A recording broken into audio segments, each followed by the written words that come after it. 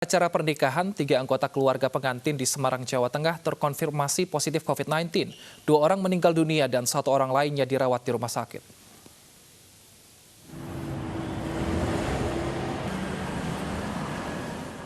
Juni lalu, warga Kelurahan Tambak Rejo, Kecamatan Gayam Sari, Semarang, Jawa Tengah menggelar acara pernikahan di rumah.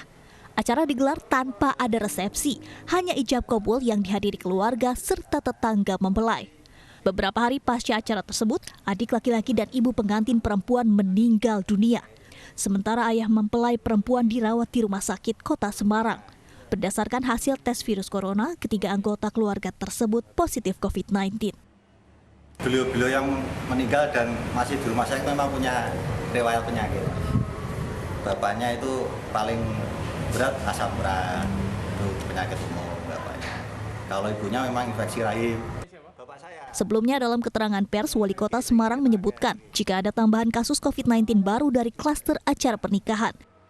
Pernikahan yang waktu itu tidak sesuai dengan SOP kesehatan karena lebih dari 30 orang. Kemudian muncul kabar ada ibu mantannya yang meninggal, bapak mantannya yang kemudian sakit keras, kritis di rumah sakit, positif COVID itu. Terus anaknya atau adiknya yang mantan itu juga meninggal, kita lakukan tracking. Ternyata takmir di masjid itu dari 9 ada 5 yang positif. Dari kejadian ini diharapkan masyarakat lebih memperhatikan dan mematuhi protokol kesehatan COVID-19. Dari Semarang, Jawa Tengah, Doni Marendra, iNews melaporkan. Untuk membahas hal ini, kita sudah terhubung dengan Kepala Dinas Kesehatan Kota Semarang, Dr. Muhammad Abdul Hakam. Selamat siang, Dr. Abdul. Selamat siang, Mas Wilson. Baik, Dok, dari hasil penelusuran ini, berapa total yang positif dari klaster pernikahan ini? Ada 10, Mas, totalnya, Mas. Ada 10, apakah memang itu semuanya satu keluarga atau mungkin ada juga tamu yang datang? Ya, 5 dari warga inti, 5 kita dapatkan dari kontak erat, yaitu ketika mereka ikut acara pernikahan. Nah, klaster pernikahan ini apakah sudah diketahui sumbernya dari siapa, Dok? Ya, masih ada kemungkinan besar ini indikasinya atau mungkin sumber utamanya mungkin dari keluarga inti mungkin, Mas. Lalu bagaimana dengan tamu-tamu yang lain, Dok? Apakah sudah dilakukan rapid dan juga swab test terhadap tamu lain dan apa hasilnya? Ya, betul. Kita kemarin awal kita lakukan rapid dulu, ada 9 awal kita lakukan rapid, ada 1 yang reaktif. Hari berikutnya karena yang ikut acara ijab itu ada 20 orang, itu semuanya kita lakukan swab. Awalnya kita temukan 3 yang positif. Dari yang 3 positif ini, ada kontak erat dengan anggota keluarga yang lain, kita temukan 2 lagi. Kemudian untuk keluarga mempelai laki-laki, kemarin data atau alamat, kebetulan kan mereka dari luar kota atau kabupaten di luar kita, maka kita serahkan kemarin alamat yang lengkap itu ke gugus tugas provinsi karena sudah lintas kabupaten. Baik, Dok, ini kan ada yang meninggal dunia karena COVID. Berapa lama pasien-pasien yang meninggal ini dirawat, Dok? Ya, mereka mengadakan acara pernikahan itu tanggal 11. Malamnya dia masuk ke rumah sakit, itu hari Kamis ya, Mas ya. Tanggal 11 Juli itu hari Kamis. Tidak ada hari Sabtu. Berarti kurang lebih antara 3 hari 2 malam mereka dirawat.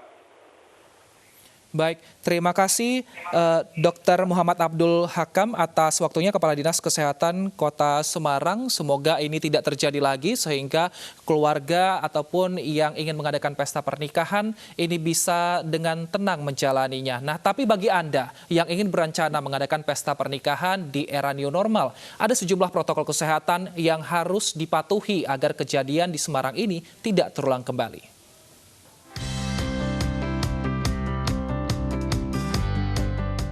Mengadakan resepsi pernikahan di era new normal memang bukan dilarang, tapi tentunya ada banyak hal yang harus diperhatikan agar tak justru meningkatkan risiko penularan virus corona.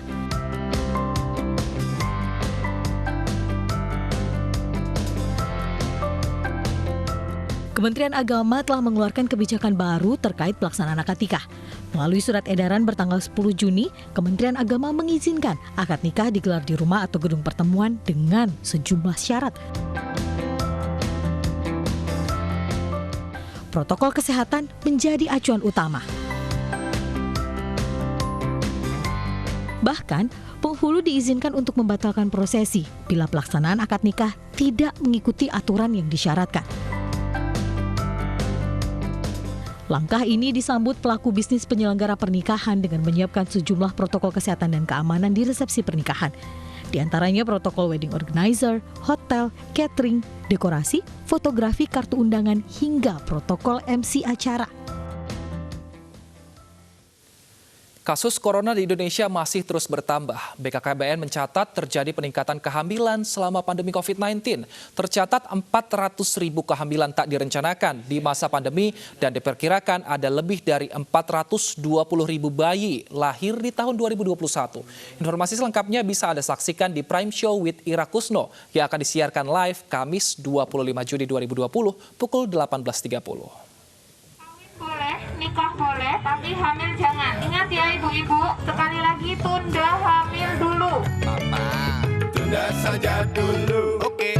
Tunda dulu. Tahan saja dulu. Jangan hamil dulu. Karena lagi corona. Nikah saja dulu. Tapi hamil tunda dulu. Nikah boleh, hamil tunda dulu.